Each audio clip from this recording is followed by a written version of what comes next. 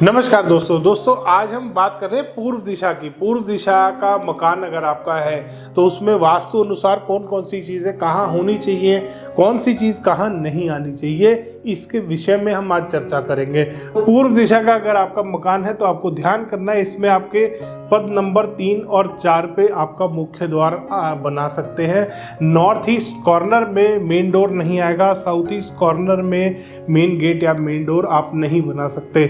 दूसरा, बहुत बार हमने देखा है कि कुछ चक्रा लगा के आप अपने घर की दिशाएं निकाल लेते हैं, जिसमें सेंटर से चक्रा लगाया और नॉर्थ ईस्ट कई बार यहाँ आ रहा होता है आपका स्ट्रेट। जब आपके घर की डायरेक्शंस होती है तब भी, जब आपकी डायरेक्शन नॉर्थ यहाँ आ रहा है, साउथ यहाँ आ रहा है, ईस्ट सेंटर में आ रहा है, यहाँ पे वेस्ट यहाँ सेंटर में आ रहा है, इसके बाद भी उस चक्रा के माध्यम से नॉर्थ ईस्ट यहाँ आता है। दोस्तों, ये गलत तरीका होता है वास्तु में। जो डायरेक्शंस निकाली जाती हैं, जो देवता निकाले जाते हैं, उनको निकालने का, क्योंकि वास्तु में जब देवता निकाले जाते हैं तो पद विन्यास के माध्यम से निकाले जाते हैं। और अगर नॉर्थ आपका 0 डिग्री है तो नॉर्थ ईस्ट चाहे रेक्टेंगुलर प्लॉट हो चाहे स्क्वायर हो, नॉर्थ ईस्ट हमेशा कॉर्नर में आएगा।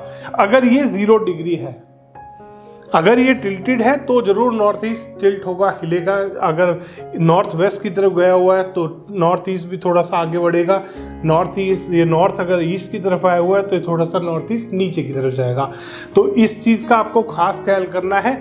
जो नॉर्थ ईस्ट कॉर्नर आपका आएगा, यहाँ पे आपका पूजा घर आना चाहिए। बहुत बार आपको कंसल्टेंट गाइड कर देते हैं कि आप पश्चिम दिशा में यहाँ पे पूजा घर बना सकते हो, और वो एग्जाम्पल देते हैं कि तिरुपति बालाजी जो मंदिर बना हुआ है या बड़े बड़े कोई भी मंदिर है, वो सारे पश्चिम दिशा में, उनमें गॉड, यहाँ पे जो गॉड के आइडल्स लगे हुए हैं यहाँ लगे हुए हैं।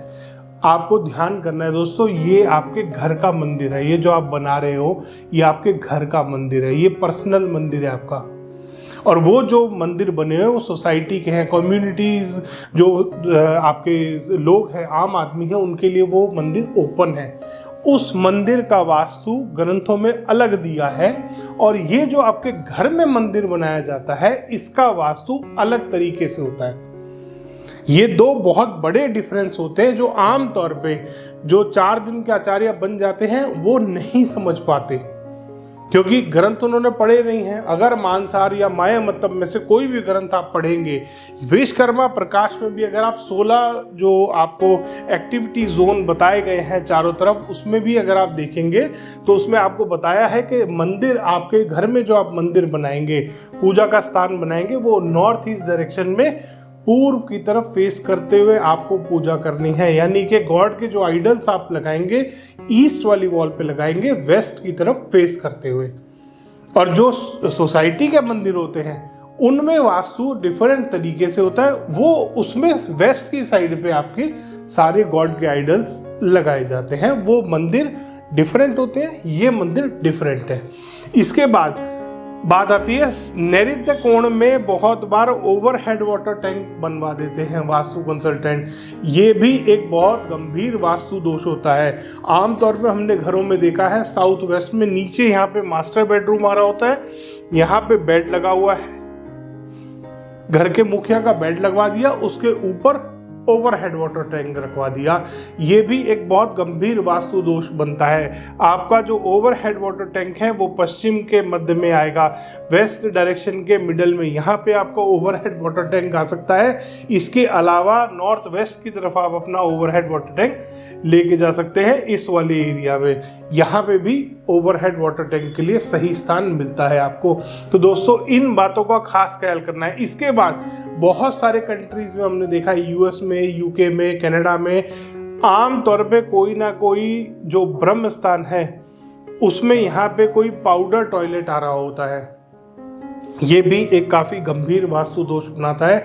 अगर आपके घर के ब्रह्म स्थान में कोई स्टेयर केस, कोई पाउडर टॉयलेट, इस तरीके की कोई भी चीज़ आ रही है, और ऑस्ट्रेलिया में घर में विजिट किया था, वहाँ पे तो किचन आ रहा था ब्रह्म स्थान के एरिया में, उनके जो गैस आ रही थी वो घर का डिज़ाइन कुछ इस तरीके का था कि उनकी किचन ब्रह्म स्थान में आ रही थी। ये भी एक गंभीर वास्तु दोष बनाता है। तो आपको ध्यान करना है, ब्रह्म स्थान में कोई भी इस तरीके का वास्तु दोष नहीं बनना चाहिए। इसके बाद दोस्तों एक और गंभीर वास्तु दोष आता है साउथ ईस्ट डायरेक्शन में अंडरग्राउंड वाटर टैंक। बहुत बार ऐसा होता है साउथ ईस्ट से एंट्री हो रही होती है और उसके बाद यहाँ घुसते ही अंडरग्राउंड वाटर टैंक आ रहा होता है।